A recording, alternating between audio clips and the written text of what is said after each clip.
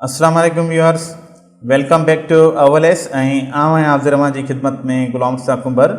अॼु असां हिन वीडियो लेसन में काउंट फंक्शन जो इस्तेमालु करणु सिखंदासीं। काउंट जो कमु हीअ आहे त हू असांखे रिकॉर्ड्स ॿुधाईंदो त टेबल में केतिरा आहिनि, टोटल एंट्रीज़ केतिरियूं थियल आहिनि। सो मूं सिलेक्ट कयो आहे प्रोडक्ट कॉलम प्रोडक्ट्स टेबल मां। हीअ आहे असांजी products table point of sale database में ऐं हिते असांजी ही प्रोडक्ट्स टेबल ओपन थियल आहे। हिते असांखे ॿुधाए पियो एंट्रीज़ हिकु हीअ, ॿी हीअ, टी हीअ, यानी रिकॉर्ड्स जेकी आहिनि, चोथों रिकॉर्ड, पंजों, छहों, अहिड़े हिसाब सां असांजा टोटल हिते नंबर आहे 18। इन में असांजा टोटल रिकॉर्ड्स जेकी ही आहिनि रोज़ जा उहे आहिनि 17। हिते 17 इन जे करे ॿुधाए पियो ऐं हिते 18, त हिन में हिकिड़ो अंग मिसिंग आहे 9 ऐं 10। 9 खां पोइ 10 ईंदो आहे, हिते 11 आहे। सो असांजे हिन में टोटल रिकॉर्ड्स जेकी एंट्रीज़ आहिनि उहे आहिनि जेका 17। इन खे ॻणप करण लाइ असां काउंट फंक्शन जो इस्तेमालु कंदासीं। सो मां हिन प्रोडक्ट कॉलम खां पहिरियां बीही करे काउंट फंक्शन जो इस्तेमालु कंदुसि, पोइ ब्रैकेट ओपन कंदुसि ऐं इन प्रोडक्ट कॉलम खे ब्रैकेट क्लोज़ ॾेई करे बंदि कंदुसि। पोइ मां हिन खे नालो ॾींदुसि total underscore number underscore of underscore records.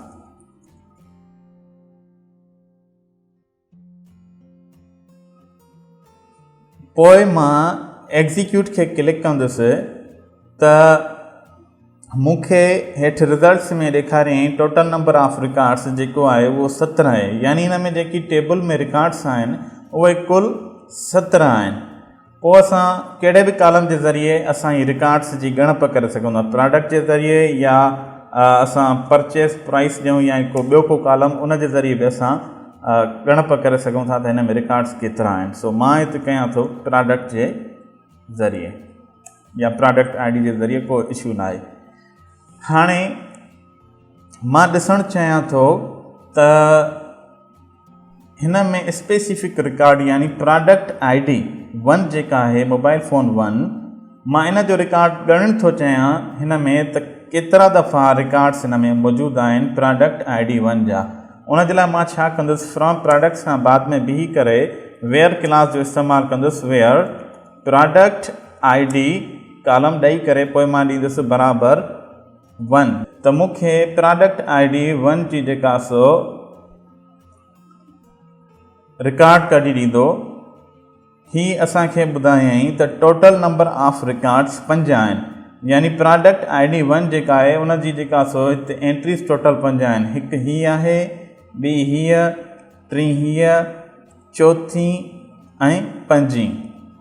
So viewers, अहिड़े हिसाब सां असां काउंट फंक्शन खे इस्तेमालु करे सघूं था।